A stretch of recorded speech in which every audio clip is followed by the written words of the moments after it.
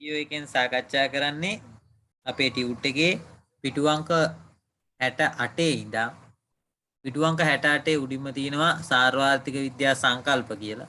ඒතර අපි දැන් මේ සාකච්ඡා කරන්න හදන්නේ නිෂ්පාදන හැකියා මායිම් වක්‍රයක් මගින් පෙන්눔 කරන්න පුළුවන් සාර්වාර්ථික විද්‍යා සංකල්ප කිහිපයක් පිළිබඳව. ඔයගලන්ට මීට කලිනුත් කියලා තිනවා විභාගෙට අපෙන් අහනවා නිෂ්පාදන හැකියා මායිම් වක්‍රයක් මගින් පෙන්눔 කරන්න පුළුවන් සූක්ෂමාර්ථික විද්‍යා සංකල්ප මොනවද සාර්වාර්ථික විද්‍යා සංකල්ප මොනවද කියලා.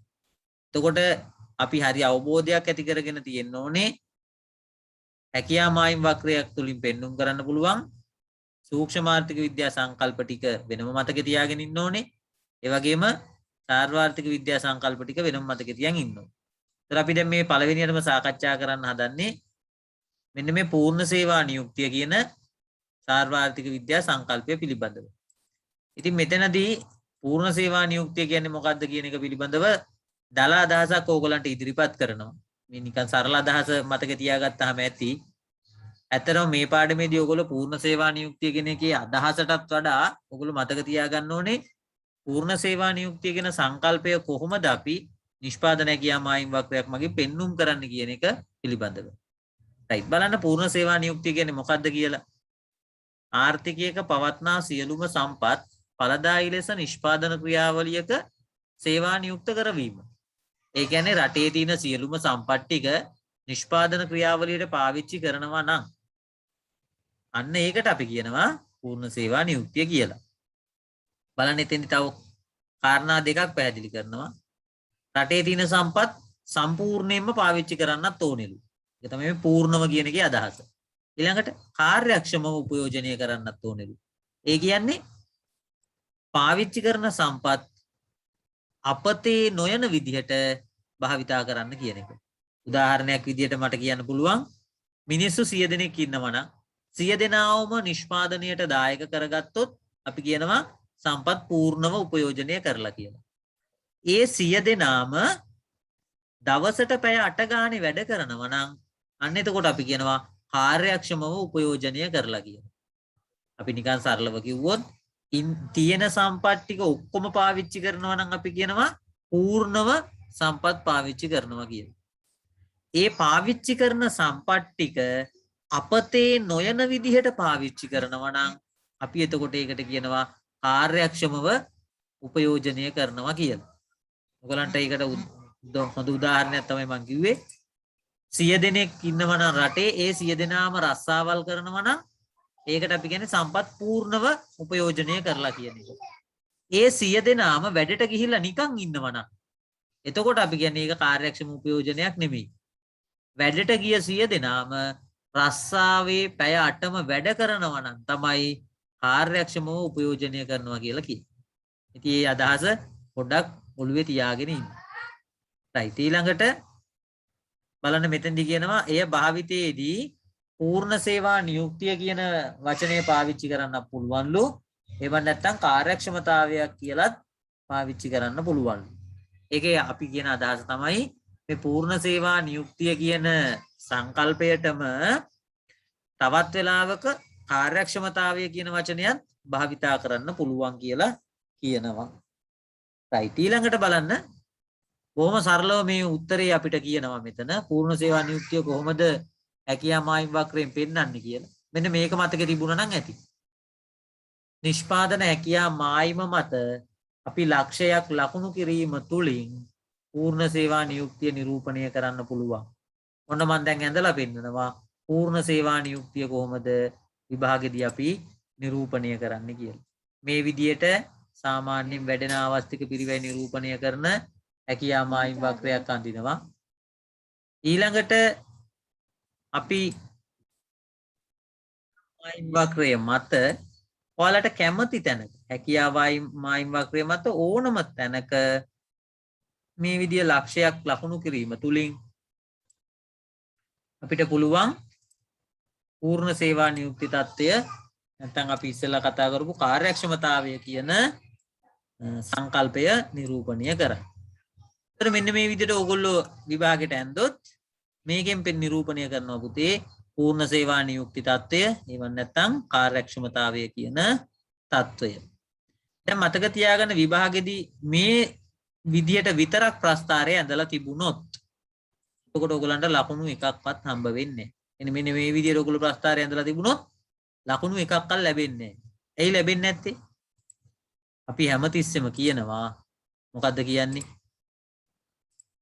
නිෂ්පාදන හැකියා මායිම් වක්‍රයක් ලකුණු කරද්දී අක්ෂ දෙකේ අනිවාර්යෙන්ම භාණ්ඩ වර්ග දෙකක් නම් කළ යුතුමයි.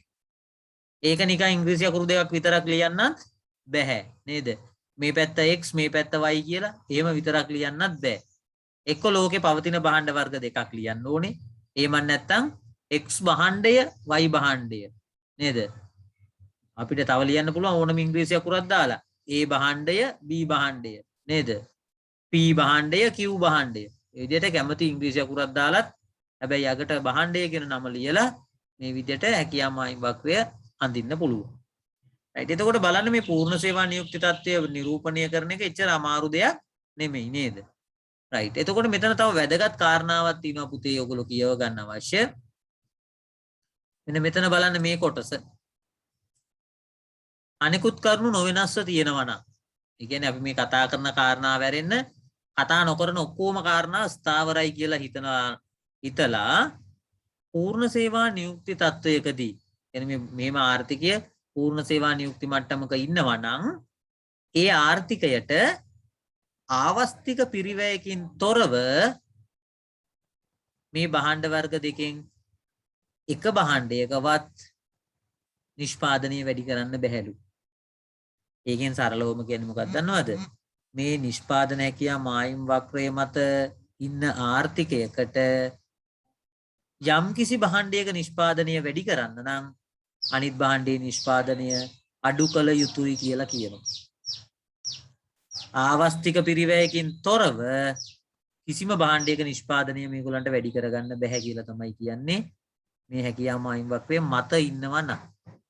ඉතින් ඒ කාරණාව ඉතාමත් වැදගත්. ඔයාලා හොඳට මතක තියාගන්න. පූර්ණ සේවා නියුක්ති මට්ටමක ඉන්නවා නම් යම් කිසි හෝ භාණ්ඩයක එක්ක මේ සිරස් අක්ෂයෙන් පෙන්වන භාණ්ඩය වෙන්න පුළුවන් නැත්නම් තිරස් අක්ෂයෙන් පෙන්වන භාණ්ඩය වෙන්න පුළුවන්. කිසියම් හෝ භාණ්ඩයක නිෂ්පාදනය වැඩි කරන්න නම් අනිත් භාණ්ඩයේ නිෂ්පාදනය අඩු කළ යුතුමයි. ඒ හින්දා ඔයගොල්ලෝ මේ කාරණාව ඉතාමත් වැදගත් කාරණාවක්. මේක මතක තියාගන්න. හැබැයි මෙතනදිම මම තව එක කාරණාවක් ඕගොල්ලන්ට පෙන්නනවා. මෙතන කියන්නේ අනිකුත් කරුණු නොවෙනස්ව පවතිනවා කියලා. ඒතර මම මේක පොඩි තව පොඩ්ඩක් මේක පැහැදිලි කරලා ඉන්නම්. අපි හිතමු මේ තිරස් අක්ෂයේ තියෙන භාණ්ඩයේ නිෂ්පාදනය වැඩි කරන්න ඕනේ කියලා. ඒතර අපි මුලින්ම කරන්නේ මේ ඇඳපුල අක්ෂයට අදාළව භාණ්ඩ වර්ග දෙකේ නිෂ්පාදන ප්‍රමාණය මාක් කරගෙන ඉන්නවා. දැන් අපි හිතමු මේ පැත්තේ තියෙන්නේ හාල් කියලා. ඒතර දැන් හාල් වල නිෂ්පාදනය වැඩි කරන්න නම් මේ පැත්තට වැඩි කරන්න නම් අපි හිතමු මෙන්න මේ වගේ තැනකට නිෂ්පාදනය වැඩි කරන්න ඕනේ. දැන් එහෙමනම් අපි මේ ප්‍රමාණයට නිෂ්පාදනය වැඩි කරාම මේ ආර්ථිකය මෙන්න මෙතෙන්ට තමයි ගමන් කරන්නේ. නේද? එතකොට පෙර සිටි නිෂ්පාදන ලක්ෂයේ ඉඳන් මේ රතු පාටින් නිරූපණය කරන නිෂ්පාදන ලක්ෂය කරා ආර්ථිකය ගමන් කරොත් තමයි සහල් වල නිෂ්පාදනය වැඩි කරගන්න පුළුවන්. දැන් බලන්න එතකොට අපි සහල් වල නිෂ්පාදනය වැඩි කරගන්නවා මේ පූර්ණ සේවා නියුක්ති මට්ටමක හිටපු ආර්ථිකයකදී නේද? පූර්ණ සේවා නියුක්ති මට්ටමක හිටපු ආර්ථිකයක දැන් සහල් වල නිෂ්පාදනය වැඩි කරගන්න. එතකොට බලන්න මොකද වෙන්නේ කියලා අනිත් භාණ්ඩයේ නිෂ්පාදනයට. දැන් බලන්න අනිත් භාණ්ඩයේ නිෂ්පාදනයට ගිහිල්ලා බලන්න. ඒකේ නිෂ්පාදනය මොකද වුනේ? අඩු වුණා. අන්න ඒක තමයි පුතේ මෙතනින් කියන්නේ. පූර්ණ සේවා නියුක්ති මට්ටමක ඉන්න ආර්ථිකයක එක භාණ්ඩයක නිෂ්පාදනය වැඩි කරගන්න නම් එක භාණ්ඩයක නිෂ්පාදනය වැඩි කරගන්න නම් අනිත් භාණ්ඩයේ නිෂ්පාදනය අඩු කරගන්නම වෙනවා. ඒ කියන්නේ එක භාණ්ඩයක නිෂ්පාදනය වැඩි කරගන්න නම් ඒ සඳහා ආවස්තික පිරිවැයක් දරන්නම වෙනවා. ඉතින් ඒ අදහස තමයි මෙතන මේ කියන්නේ. ආවස්තික පිරිවැයකින් තොරව වැඩි කරගන්න බෑ කියන්නේත් ඒ අදහසම තමයි නේද? ආවස්තික පිරිවැය දරලා තමයි අනිත් භාණ්ඩයේ නිෂ්පාදනය වැඩි කරගන්න පුළුවන් වෙන්නේ. එතකොට ඔයගොල්ලෝ ප්‍රස්ථාරය අඳිනකොට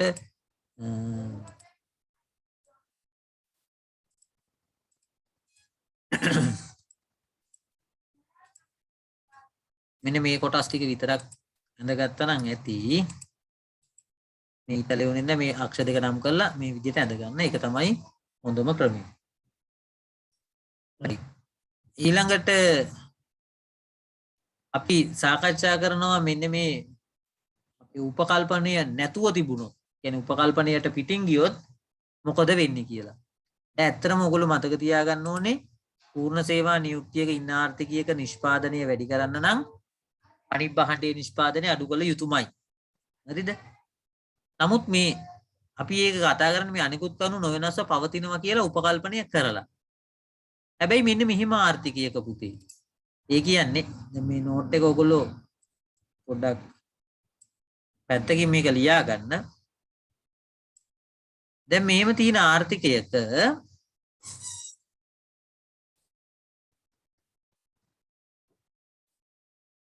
අනිකුත් කරුණු නොවෙනස් නැහැ කියලා හිතමුකෝ.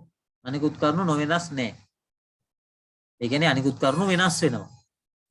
අනිකුත් කරුණු වෙනස් වීම මත මේ පූර්ණ සේවා නියුක්ති මට්ටමක ඉන්න ආර්ථිකයක මේ ආර්ථිකයේම නිෂ්පාදනය සම්පූර්ණයෙන්ම වැඩි වෙන්න පුළුවන්. නිෂ්පාදනය කියන්නේ නිෂ්පාදන ධාරිතාවය වැඩි වෙන්න පුළුවන්. දැන් මේම පූර්ණ සේවා නියුක්තියක ඉන්න ආර්ථිකයක නිෂ්පාදන ධාරිතාවය වැඩි වෙනවා. අපි ඒක ඇත්තටම කියන්නේ පුතේ ආර්ථික වර්ධනයක් කියලා. හොඳයි. ආර්ථික වර්ධනයක් කියන පාඩම අපි තව ඉස්සරහට සාකච්ඡා කරන්නේ. නමුත් මෙතෙන්දි මම නිකන් මේක ඇඳලා පෙන්නන්නම්. මේ ආර්ථික වර්ධනයක් ඇති වුණොත් නැත්නම් නිෂ්පාදන ධාරිතාවය වෙනස් වැඩි වුණොත් මේ විදියට හැකියා මායිම් වක්‍රය දකුණට විතැන්වීමක් වෙනවා. අන්න ඒ වෙලාවේදී මේ ආර්ථිකයට පුළුවන් පුතේ ආවස්තික පිරිවැයකින් තොරව තමන්ගේ නිෂ්පාදනය වැඩි කරගන්න. දැන් බලන්න මේ ආර්ථික වර්ධනය නිසා ආර්ථිකයේ නිෂ්පාදන හැකියාව වැඩි වුණා. නිෂ්පාදන හැකියාව වැඩි වුණාම මොකද වුනේ? බලන්න භාණ්ඩ වර්ග දෙකේම නිෂ්පාදනය වැඩි කරගන්න පුළුවන් වුණා. මේව මාක් කරලා බැලුවොත් ඕගොල්ලන්ට පේන්නේ කලින් පූර්ණ සේවා නියුක්ති මට්ටමේ ඉන්නකොට භාණ්ඩ වර්ග දෙකෙන් නිෂ්පාදනය කරගත්තු ප්‍රමාණයත් දැන් අර අනිකුත් කරුණු වෙනස් වෙලා නිෂ්පාදන හැකියාව වැඩි වුණාම එනේ ආර්ථික වර්ධනයක් ඇති වුණාට පස්සේ දැන් මේ භාණ්ඩ වර්ග දෙකෙන්ම නිෂ්පාදනය කරන ප්‍රමාණය බලන්න මොකද වුනේ? භාණ්ඩ වර්ග දෙකෙන්ම නිෂ්පාදනය කරන ප්‍රමාණය වැඩි වෙනවා. බලන්න එක භාණ්ඩයකවත් නිෂ්පාදනය අඩු වෙනවද? නෑ. භාණ්ඩ වර්ග දෙකේම නිෂ්පාදනය වැඩි වුණා. දැන් බලන්නකෝ. ඒ ආර්ථිකය කලින් හිටිය පූර්ණ සේවා නියුක්ති මට්ටමක. හැබැයි පූර්ණ සේවා නියුක්ති මට්ටමේ ඉඳලත් ආවස්තික පිරිවැයකින් තොරවම භාණ්ඩ වර්ග දෙකේම නිෂ්පාදනය වැඩි කරගෙන නේද? භාණ්ඩ වර්ග දෙකේම නිෂ්පාදනය වැඩි කරගෙන. ඒ කියන්නේ ආවස්තික පිරිවැයක් දරලා නෑ.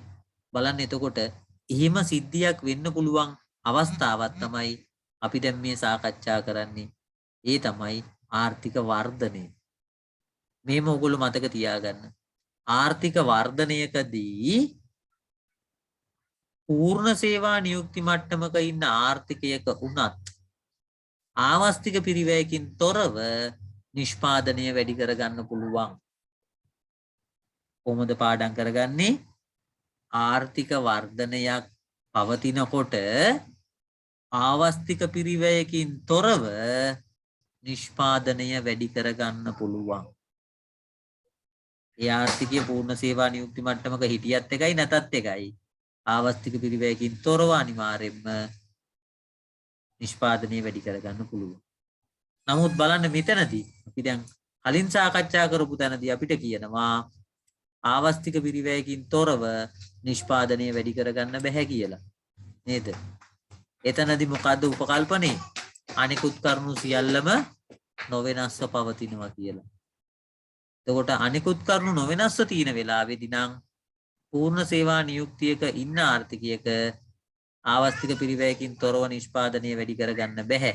හැබැයි අනිකුත් කරුණු වෙනස් වෙලා ආර්ථික වර්ධනයක් අත්පත් කරගත්තොත් ආවස්තික පිරිවැයකින් තොරවම භාණ්ඩ වර්ග දෙකේම නිෂ්පාදනය වැඩි කරගන්න පුළුවන්. right. එතකොට ඔන්න ඔය විදිහට තමයි පුතේ අපි මේ කාරණා දෙක කටපාඩම් කරගන්නේ.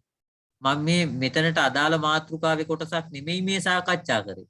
නමුත් මම මේක සාකච්ඡා කරන්න හේතු උනේ ඕගොල්ලෝ මේ වගේ අර එකිනෙකට වෙනස් සංකල්ප එකට සම්බන්ධ කරලා පාඩම් කරගන්න පුළුවන්කම ඇති කරගන්න ඕනේ. එතකොට තමයි මේවා අමතක වෙන්නේ. විභාගයට මේ ප්‍රශ්නේ අහන්න පුළුවන් කොහොමද දන්නවද? පූර්ණ සේවා නියුක්තියක සිටින ආර්ථිකයක ආවස්තික පිරිවැයකින් තොරව නිෂ්පාදනය වැඩි කරගත හැකිද කියලා විභාගයට අහන්න පුළුවන්. එතකොට ඕගොල්ලෝ අනිවාර්යයෙන්ම පුතේ මෙන්න මේ උත්තරේ ලියන්න ඕනේ. මේ විදිහට වක්‍රය ඇඳලා මේක ලස්සනට පැහැදිලි කරන්න ඕනේ. නේද? මේක ලස්සනට මේ විදිහටම පැහැදිලි කරා.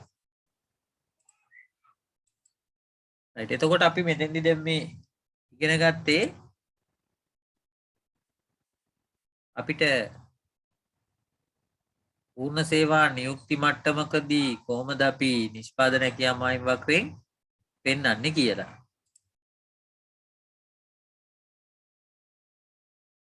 දැන් අපි මෙතෙන්දි මේ ඉගෙන ගත්තේ පූර්ණ සේවා නියුක්ති මට්ටමකදී ආර්ථිකයේ නිෂ්පාදන හැකියාමායිම් වක්‍රයෙන් කොහොමද පෙන්වන්නේ කියලා. ඒකට අමතරව කාරණාවක් තමයි මම තව කිව්වේ විභාගයට අහන්න පුළුවන් ප්‍රශ්නයකට පිළිතුරක් තමයි මම එතනේ දුන්නේ. right. ඊළඟට අපි සාකච්ඡා කරනවා තවත් සාර්වාර්ථික විද්‍යා සංකල්ප කිහිපයක්.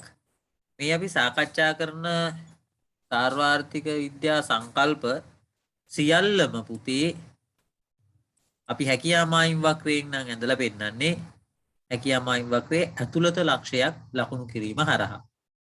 ඉතින් ඒ නිසා තමයි මෙතන මාතෘකාව අපි පාවිච්චි කරන්නේ හැකියාමායිම් වක්‍රයෙන් ඇතුළත ලක්ෂයක කටයුතු කිරීම කියලා. ඒ කියන්නේ අපි දැන් මේ කතා කරන ඕනම ආර්ථික විද්‍යා සංකල්පයක් අපිට ඇඳලා පෙන්වන්න වෙන්නේ හැකියාමායිම් වක්‍රයේ ඇතුළත ලක්ෂයක් ලකුණු කිරීම තුලින්. ඉතින් අපි සරලවම මෙන්න මෙහෙම කියනවා හැකියාමායිම් වක්‍රයේ මත ලක්ෂයක් ලකුණු කරනවා නම් ඒකෙන් නිරූපණය වෙන්නේ ඒ ආර්ථිකය ඒගොල්ලෝ සතුව තියෙන ඔක්කොම සම්පත් ටික පූර්ණව භාවිතා කරලා නිෂ්පාදනය කරන්න පුළුවන් ප්‍රශස්තම නිෂ්පාදන මට්ටම නිෂ්පාදනය කරනවා කියන එක.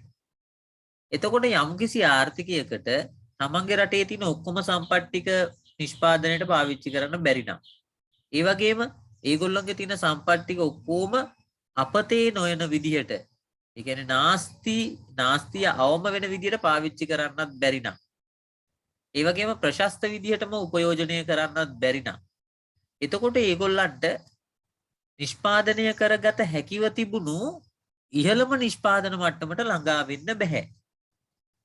දැන් හැකියා මායිම් වක්‍රයෙන් පෙන්නන්නේ රටකට ළඟා වෙන්න පුළුවන් ඉහළම නිෂ්පාදන මට්ටම.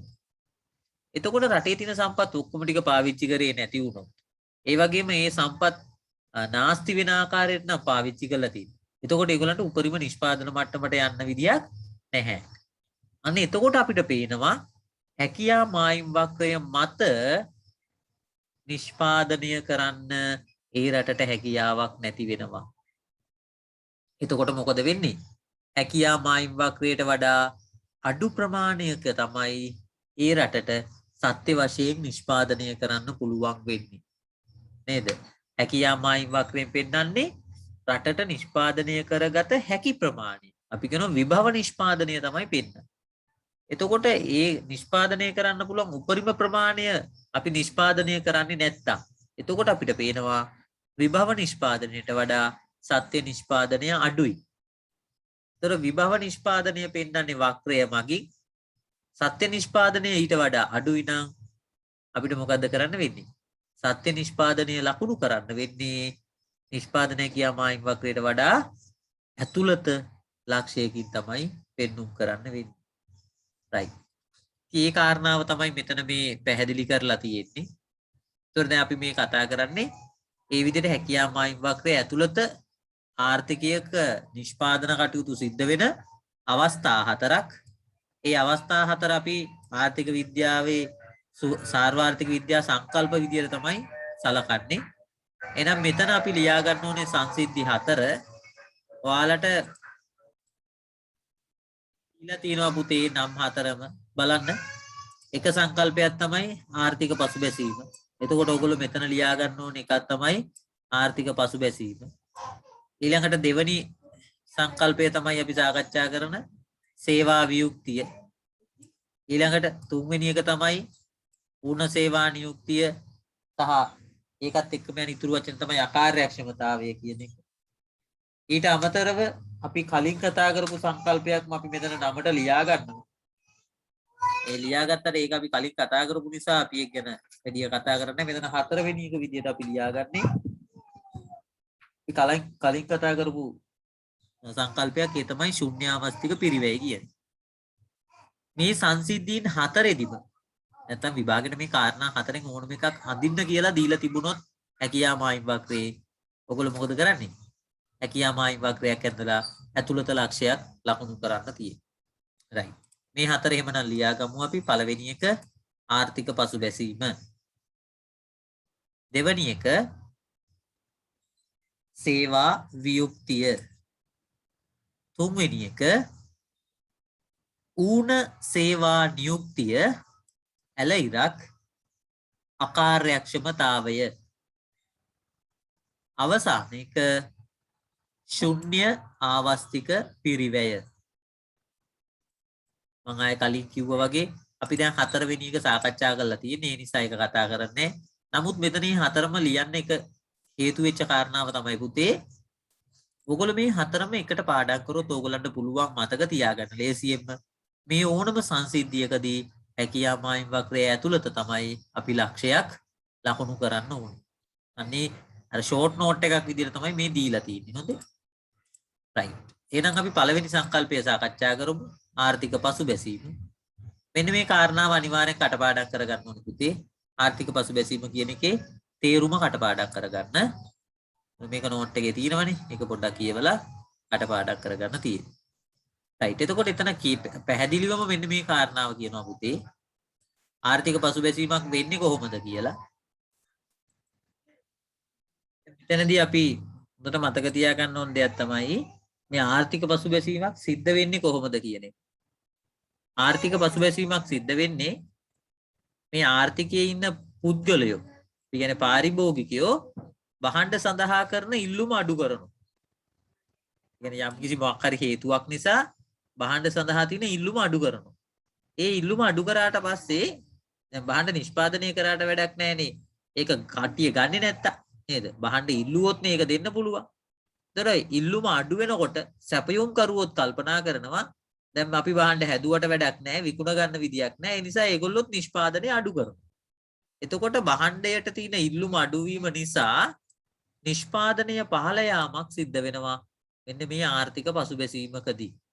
ඒ නිසා ඔයාලා හොඳට මතක තියාගන්න ආර්ථික පසුබැසීමකදී සිද්ධ වෙන්නේ මුලින්ම වෙන්නේ භාණ්ඩ සඳහා තියෙන ඉල්ලුම පහළ යාම. භාණ්ඩ වලට තියෙන ඉල්ලුම පහළ යනකොට નિરાයාසයෙන්ම ඒ භාණ්ඩවල සැපයුමත් අඩු වෙලා රටේ නිෂ්පාදනය පහළ යාමක් සිද්ධ වෙනවා. දැන් අපි අන්න ඒ සංසිද්ධිය කියන්නේ ආර්ථික පසුබැසීම කියන සංසිද්ධිය හැකියා මායිම් වක්‍රය මගින් නිරූපණය කරන්න හදන්නේ. එතකොට මේ ආර්ථික පසුබැසීම විවිධ ක්‍රමවලට පෙන්වන්න පුළුවන්. කියන්නේ එක එක වක්‍ර පාවිච්චි කරලා පෙන්වන්න පුළුවන්. එතකොට අපි මෙන්න මේ විදිහට මේ ප්‍රස්ථාරයේ අපි මේ විදිහට හැකියා මායිම් වක්‍රය මේව ඇඳ ගන්නවා. මේ ප්‍රස්ථාරයේ හැකියා මායිම් වක්‍රය මේ විදිහට ඇඳ ගන්නවා. ඒත් ඔයාලත් මේ විදිහට ඇඳ ගන්න. ඇඳගෙන ඔයාලට කැමති භාණ්ඩ වර්ග දෙකක් මේ අක්ෂ දෙකේ නම් කරන්න. මතක ඇතුව මේ අක්ෂ නම් කළ යුතුමයි. ප්‍රායෝගික භාණ්ඩ වර්ග දෙකක් යොදා ගන්න. එතකොට ලේසි, පැටලෙන්නේ නැහැ, වර්ධින්නේ නැහැ. right. ඊළඟට දැන් අපි මේ පළවෙනි ප්‍රස්ථාරයේදී පෙන්눔 කරන්න හදන්නේ පූර්ණ සේවා නියුක්තියක සිටින ආර්ථිකයක ආර්ථික පසුබැසීමක්. තව පොඩ්ඩක් මම මේක පහලට ගන්න ඕනේ. මේක ලියන විදිය පෙන්වන්නත් ඕන නිසා ටක් ගාලා මේක හදා ගන්නම් ආපහු.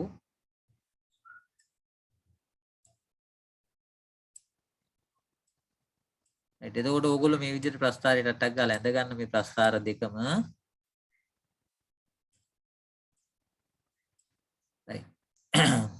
දැන් මේ පළවෙනි ප්‍රස්ථාරය අපි උඩින් මේක නම් කරගමු. මේක පළවෙනි ප්‍රස්ථාරය. මේක දෙවෙනි ප්‍රස්ථාරය කියලා ඔය විදිහට පොඩ්ඩක් නම් කරගමු. අපි මේ පළවෙනි ප්‍රස්ථාරයේ අඳින්න හදන්නේ පුතා පූර්ණ සේවා නියුක්තියක හිටපු ආර්ථිකයක සිද්ධ වෙන ආර්ථික පසුබැසීමක්. ඒ හින්දා අපි මේ යටින් මේ හිස්තැනේ අපි මෙන්න මේ පේලි දෙකේ ඒ විස්තරය මුලින්ම ලියාගමු. හරි. මුලින්ම ලියාගන්න මේ විස්තරය පළවන අවස්ථාවට අනුව නැත්නම් පළමු වන ප්‍රස්ථාරයට අනුව කැමති විදිහකට ලියාගන්න. මේ පළවෙනි ප්‍රස්ථාරය ගැන තමයි කතා කරන්නේ. පළමු වන ප්‍රස්ථාරයට අනුව පූර්ණ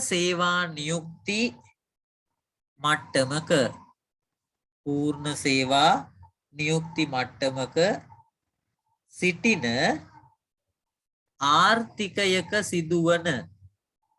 ආර්ථිකයක සිදුවන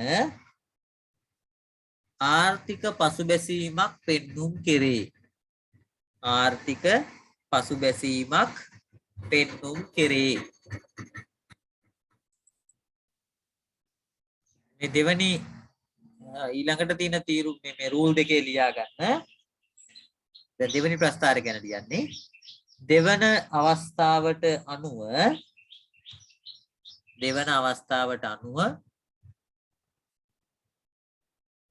ආර්ථික පසුබැසීමක සිටින ආර්ථිකයක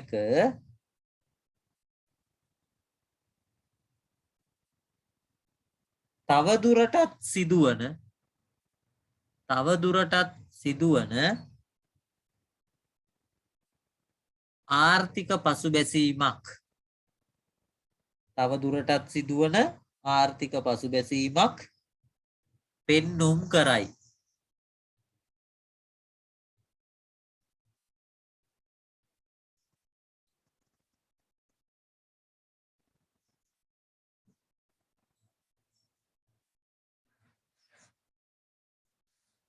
දැන් ඔයගලන්ට රූල් 4ක් ගිහිල්ලා ඇතිනේ ඒකට නේද?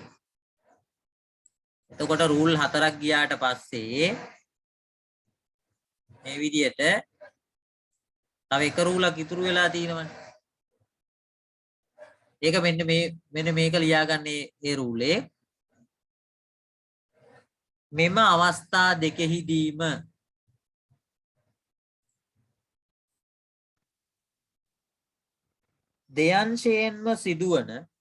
දෙයන්ශයෙන්ම සිදුවන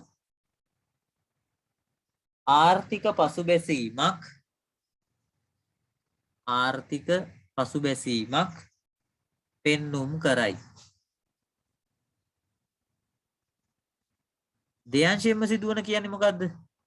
දෙයන්ශයෙන්ම කියන්නේ මෙන්න මේ භාණ්ඩ වර්ග දෙකෙන්ම සිදුවන ආර්ථික පසුබැසීමක් තමයි මේ ප්‍රස්ථාර දෙකේදීම පෙන්눔 කරන්නේ. ඒකට එක භාණ්ඩයකට නෙමෙයි භාණ්ඩ වර්ග දෙකටම මේ ආර්ථික පසුබැසීම බලපාලා තියෙනවා කියලා කියන්නේ.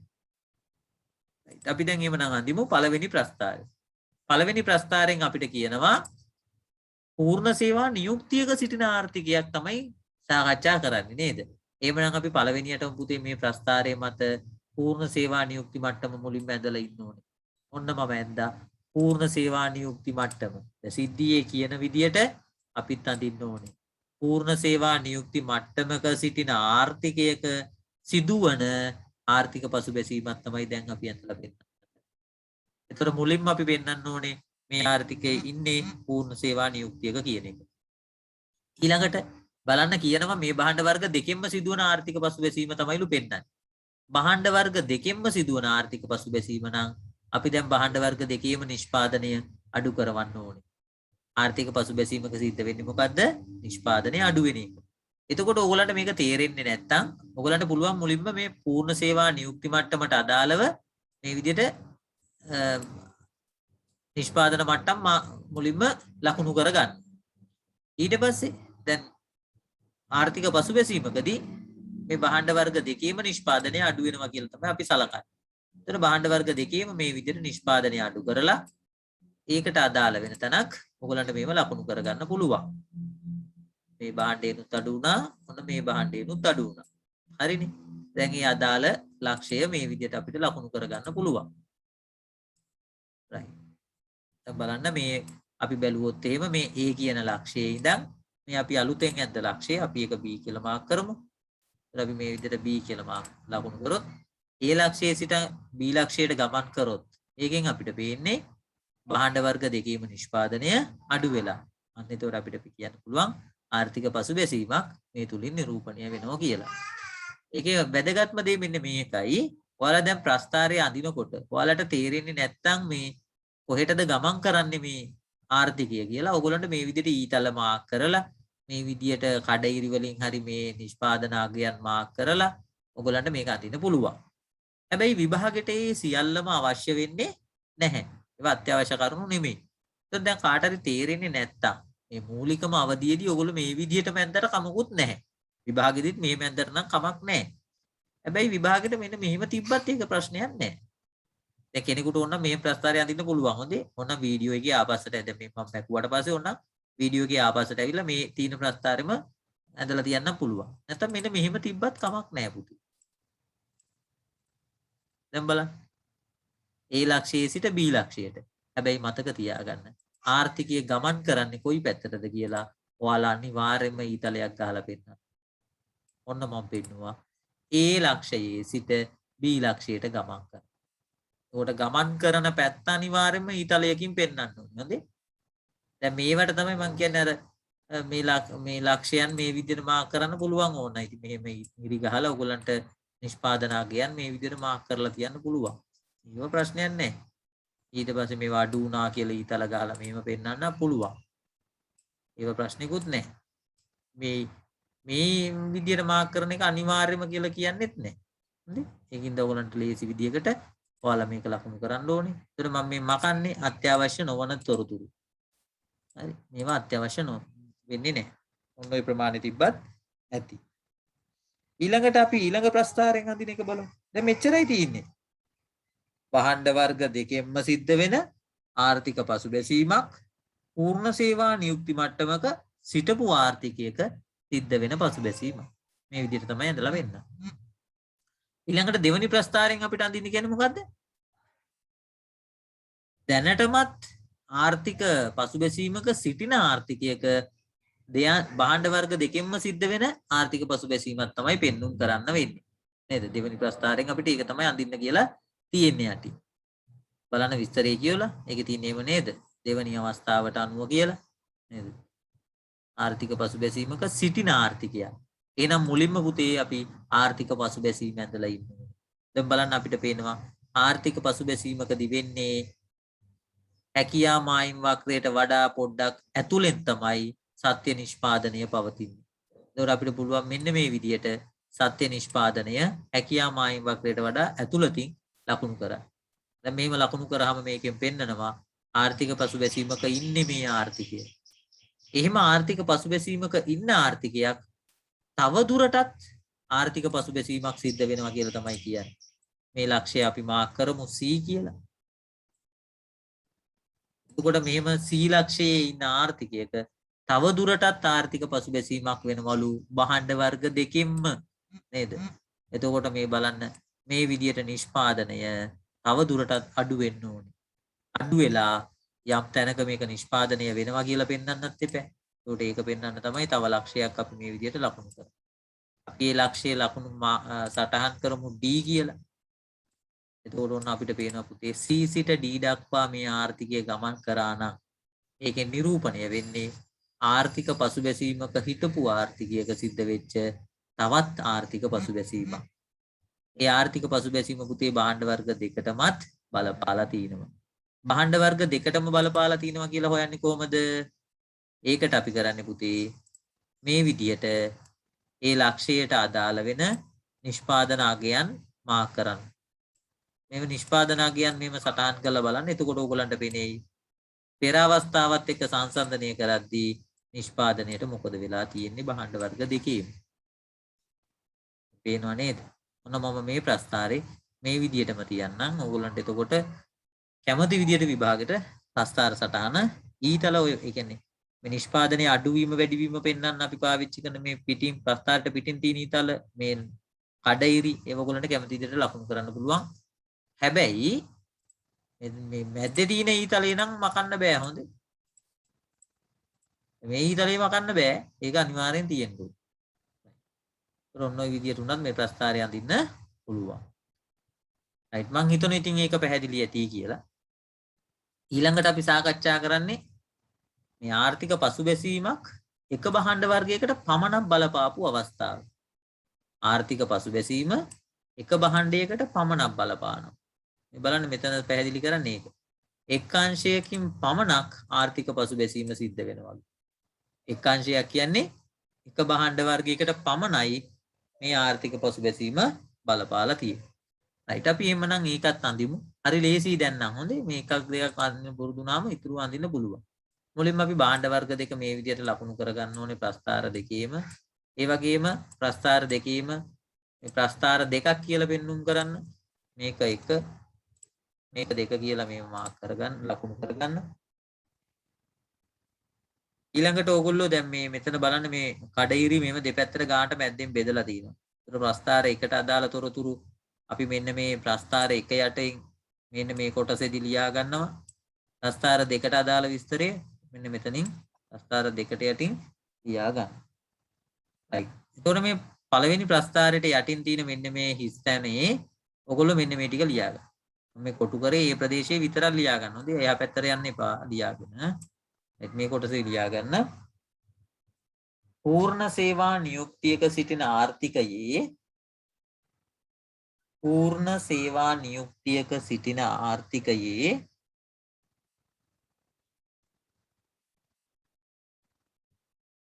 රෙදි අංශයේ ආර්ථික පසුබැසීම right. දැන් අපි එක පොඩ්ඩක් බලමු. දැන් මොකද්ද මේ විභාගෙට ඔන්න ඔය වගේ ප්‍රශ්නයක් තමයි දෙන්නේ. ඒ ප්‍රශ්නේ තමයි මම ඔය යටින් විස්තරي විදිහට ලියලා තියෙන්නේ. පූර්ණ සේවා නියුක්තියක ඉන්න ආර්ථිකයක රෙදි නිෂ්පාදනයේ විතරක් ආර්ථික පසුබැසීමක් වෙලාලු. දැන් ඔයගොල්ලෝ කොහොමද ඔය ප්‍රශ්නේ විභාගෙට අහලා තිබුණොත් විභාගෙට ප්‍රස්ථාරය ඇදලා වෙන්න. දැන් බලන්න මේ අක්ෂ දෙකේ අපිට කැමති භාණ්ඩ වර්ග දෙකක් ලියන්න පුළුවන්ද? බැහැ නේද? අපිට අනිවාර්යයෙන්ම පුතේ එක අංශයක් අනිවාර්යයෙන්ම අපි නම් කරන්න ඕනේ රෙදි කියලා. ඔයගොල්ලන්ට කැමති පැත්ත. එක්ක සිරස් පැත්ත, එක්ක තිරස් පැත්ත කැමති පැත්තක්. ඔයගොල්ලෝ රෙදි කියලා නම් කරන්න ඕනේ. අනිත් අක්ෂය ඔයාලට කැමති එකක් මාක් කරන්න පුළුවන්. ඔයාලන්ට මෙතන සහල් කියලා දාන්න පුළුවන්. කැමති නම් එළවලු භෝගයක් දාන්න පුළුවන්. කැමති දෙයක්. නැත්නම් වාහන, පරිගණක ඔය කැමති භාණ්ඩයක් ලියන්න පුළුවන්. නමුත් අනිවාර්යයෙන්ම රෙදි කියන භාණ්ඩය මේ ප්‍රස්ථාරයේ අක්ෂ දෙකෙන් එක අක්ෂයක තියෙන්නම ඕනේ. රයිට් මම උපකල්පනය කරනවා මේ තිරස් අක්ෂයට රෙදි කියන භාණ්ඩය නම් කරනවා කියලා. ඒතර ඔයගොල්ලොත් මෙන්න මේ තිරස් අක්ෂය රෙදි කියලා නම් කරා. right. දැන් අපි හැකියා මායිම් වක්‍රය මුලින් ඇඳගමු. මෙන්න මේ විදිහට අපි හැකියා මායිම් වක්‍රය ඇඳගත්තා. දැන් අපි මේ අපේ සිදුවීමේ තියෙන විදිහට ප්‍රස්ථාරය ලකුණු කරන්න ඕනේ. බලන්න සිදුවීම කියනවා පූර්ණ සේවා නියුක්තියක සිටින ආර්ථිකයක් කියලා. එහෙමනම් මුලින්ම මොකද කරන්න ඕනේ? පූර්ණ සේවා නියුක්තියක ඉන්නවා කියන එක පෙන්눔 කරන්න ඕනේ. එහෙනම් මෙන්න මේ විදිහට හැකියා මායිම් වක්‍රය මත ලක්ෂයක් ලකුණු කරන්න ඕනේ. ලකුණු කරලා මතක ඇතුව නිෂ්පාදන මට්ටම මේ විදිහට ලකුණු කරගන්න. ඔය එක් අක්ෂයක නිෂ්පාදනය වෙනස් වෙනවා කියලා කිව්වොත් අනිවාර්යයෙන්ම මේ විදිහට නිෂ්පාදන මට්ටම කඩිරි වලින් ලකුණු කරගන්න. මම නම් තනි රේඛාවක් අඳිනවා. ඔයගොල්ලෝ කඩිරි වලින් ලකුණු කරගන්නවා නම් හොඳයි. right. ඊළඟට මොකද කරන්නේ? දැන් සිදුවීමේ තියෙන දේ කියවමු තව ටික. පූර්ණ සේවා නියුක්තියක සිටින ආර්ථිකයක රෙදි අංශයේ සිද්ධ වෙන ආර්ථික පසුබැසීමක්. මෙන්න තියෙනවා රෙදි අංශය. දැන් මේ රෙදි අංශයේ ආර්ථික පසුබැසීමක් පෙන්වන්නේ. රෙදි අංශයේ ආර්ථික පසුබැසීමක් වෙනකොට මොකද වෙන්නේ? රෙදි වල නිෂ්පාදනය අඩු වෙනවා. හැබැයි ඒක අනිත් භාණ්ඩයට බලපානවද? අපි තුන් මේ පැත්තේ තියෙන සහල් කියලා. සහල් වලට බලපාලාද? නෑ. සිදුවීමේ එහෙම එකක් කියන්නේ නේද? සහල් වලට බලපෑවා කියලාවත් අනිත් භාණ්ඩයට බලපෑවා කියලාවත් කියන්නේ. ඒකේ තේරුම තමයි මේ භාණ්ඩයේ නිෂ්පාදනයට බලපෑමක් කරලා නැහැ. මේ භාණ්ඩයේ නිෂ්පාදනයට බලපෑමක් කරලා නැත්නම් මේ භාණ්ඩයේ නිෂ්පාදනය පෙර ප්‍රමාණයම තිබිය යුතුයි. එහෙනම් ඒක නිෂ්පාදනය මේ මට්ටමේම තියෙන්න ඕනේ. දැන් එහෙමනම් රෙදිවල නිෂ්පාදනය අඩු කරලා අනිත් භාණ්ඩයේ නිෂ්පාදනය ඒ මට්ටමේම තියලා අපි ලක්ෂය ලකුණු කරන්න ඕනේ. දැන් රෙදිවල නිෂ්පාදනය අපි තුමු මෙන්න මේ දක්වා අඩු වුණා කියලා. දැන් එහෙමනම් එතන ඉඳන් ඉහළට ගමන් කරන්න ඕනේ. අනිත් භාණ්ඩයේ නිෂ්පාදනය වෙනස් වෙලා නැහැ. එහෙනම් මෙන්න මෙතන තමයි අලුතෙන් එන ලක්ෂය එන්නේ අපිට. ඒකට මෙන්න මේ විදිහට තමයි අපේ අලුත්ම ලක්ෂය අපිට ලකුණු කරන්න පුළුවන් වෙන්නේ. ඔන්න තියෙනවා අලුත්ම ලක්ෂය. දැන් මේ අලුත්ම ලක්ෂයේදී බලන්න රෙදිවල නිෂ්පාදනය මොකද උනේ? පෙරට වඩා රෙදිවල නිෂ්පාදනය අඩු වෙලා. හැබැයි අනිත් භාණ්ඩයේ නිෂ්පාදනයට බලපෑමක් වෙලාද? නෑ. ඔන්න ඔය දේ අවබෝධ කරගන්න ඕනින්ද තමයි පුතේ මං කිව්වේ මේ ලක්ෂයක් ලකුණු කරාම නිෂ්පාදන මට්ටම පොඩ්ඩක් සටහන් කරගන්න කියලා. දැන් මේ ප්‍රස්තාරයෙන් අපිට හරියටම පෙන්නනවා රෙදිවල නිෂ්පාදනය විතරයි අඩු වෙලා තියෙන්නේ. ඒ කියන්නේ රෙදි අංශයෙන් විතරක් ආර්ථික පසුබැසීම සිද්ධ වෙලා තියෙනවා.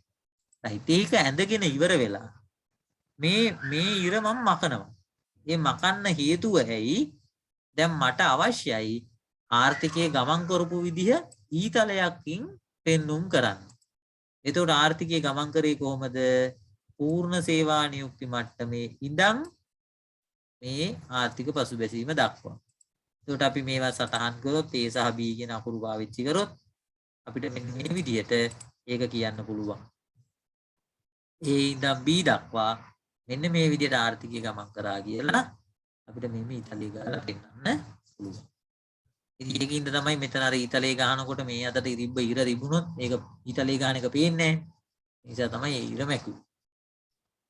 එතකොට අපිට අපිට ගාන හදාගන්න නැත්තම් මේ කියමයින් වක්‍රේ ගොඩ නගනකොට අපි ඉරි ගහ ගන්නවා. ඊට පස්සේ අවසාන පිළිතුරට එනකොට අපි මේ ඉරි ටික අයින් කරලා දාන්න පුළුවන්. මොන බලන්න දැන් මෙහෙම තිබුණත් උත්තරේ හරි. මට ඕන නම් මෙන්න මේ ඉරි ටික මකන්න පුළුවන්.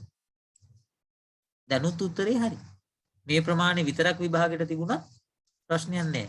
හොඳම විදිය තමයි මෙන්න මේ විදියට ක්ලියර් පැහැදිලි පින්තූරයක් විදියට මේ අවසාන උත්තරේ තියන්න. right. හරි. ඊළඟට අපි දෙවෙනි ප්‍රස්තාරයට යමු.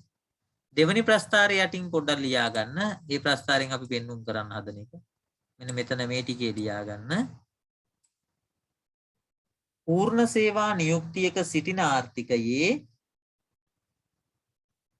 පූර්ණ සේවා නියුක්තියක සිටින ආර්ථිකයේ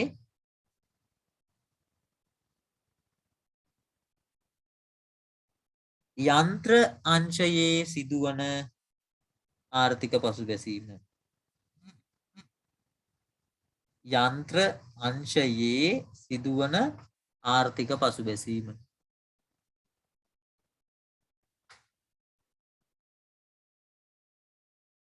එතකොට ඔයගොල්ලෝ ඒක හුරු වෙන්න ඕන නිසා පුතේ මේ ප්‍රස්තාරයේ යන්ත්‍ර කියන භාණ්ඩය මෙන්න මේ පැත්තෙන් ලකුණු කරගන්න. යන්ත්‍ර. මෙන්න මේ සිරස් අක්ෂයෙන් යන්ත්‍ර කියන එක ලකුණු කරගන්න. එතකොට මේ තිරස් අක්ෂයට දාගන්න අපි කලින් කතා කරපු රෙදි කියන භාණ්ඩය. මේ පැත්තට රෙදි තියාගන්න.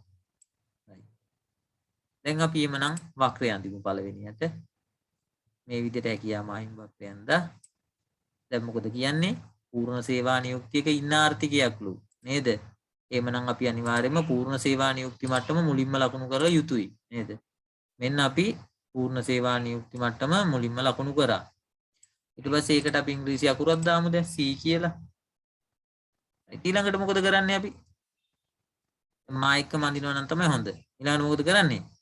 අපි ඊළඟට කරන්නේ මේ නිෂ්පාදනයට අදාළ අගයන් මේ විදිහට මාක් කරගන්න එක නේද? කඩේරි වලින් මාක් කරගන්න ඕන හොඳයි. පැන්සලකින් හැමතිස්සෙම අඳින්න මේ කඩේරි මොකද ආයි මකන්න එපේ. ඊළඟට සිදුවීම කියන දේ බලන්න. යන්ත්‍රාංශයෙන් විතරලු ආර්ථික පසුබැසීමක් වෙන්නේ. කියන්නේ යන්ත්‍ර දැන් තිබ්බ මට්ටමට වඩා ආර්ථික පසුබැසීමක් වුණාට පස්සේ යන්ත්‍රවල නිෂ්පාදනය අඩු වෙනවා. ඔන්න යන්ත්‍රාංශයේ නිෂ්පාදනය අඩු කරා. හැබැයි ඒක රෙදි අංශයට හෝ මේ පැත්තේ තියෙන භාණ්ඩයට බලපෑමක් කරේ නෑ. එහෙනම් මේ පැත්තේ නිෂ්පාදනය ඒ විදිහටම නොවෙනස්ව පවතින. අන්න එතකොට අපි දැන් යන්ත්‍රවල නිෂ්පාදනය අඩු කරලා රෙදිවල නිෂ්පාදනය මේ මට්ටමම තියෙන තැනට වෙනකන් මේ විදිහට අඳිනවා සරල රේඛාව. එතකොට අන්න අපිට අලුත් ලක්ෂය කොතනද කියලා හොයා ගන්න පුළුවන් වෙනවා. මෙන්න තියෙනවා අලුත් නිෂ්පාදන ලක්ෂය. දැන් බලන්න මේ නිෂ්පාදන ලක්ෂය දිහා බලන්න. පෙර තිබුණ රෙදි ප්‍රමාණයම නිෂ්පාදනය වෙනවා. හැබැයි පෙර තිබුණ යන්ත්‍ර ප්‍රමාණයට වඩා අඩු ප්‍රමාණයක් තමයි දැන් නිෂ්පාදනය වෙන්නේ. එතකොට අපි ඇඳපු ප්‍රස්ථාර සටහන නිවැරදි. රයිට්. එතකොට ඔන්න එහෙමනම් අපි ප්‍රස්ථාර සටහන ඇඳා මේකටත් අපි ඉංග්‍රීසි අකුරක් දාමු D කියලා. දැන් අපිට අර අනවශ්‍ය දේවල් අපි දැන් මේකෙන් මකලා අයින් කරමු. මේ ඉර ඕනේ, මේක ඕනේ, මේක ඕනේ, මේක ඕනේ. ආර්ථිකයේ ගමන් කරපු විදිහ අනිවාර්යෙන් අපි සටහන් කළ යුතුයි. ආර්ථිකයේ ගමන් කරේ C සිට D දක්වා. එතකොට මෙන්න මේ විදිහට අපි ඇඳලා පෙන්නුවොත් පුතේ මේකෙන් පෙන්වුම් කරන්නේ යන්ත්‍ර අංශයට විතරක් බලපාපු ආර්ථික පසුබැසීමක්. බලන්න මේවා හරිම ලේසියෙන් අවබෝධ කරගන්න පුළුවන්. රයිට්. එතකොට මේ පාඩමේ අපි මේ වීඩියෝ එකෙන් මේ කොටස විතරයි සාකච්ඡා කරන්නේ. අපි ඊළඟ වීඩියෝ එකෙන් ඊළඟ කොටස ගැන පිළිබඳ සාකච්ඡා කරමු.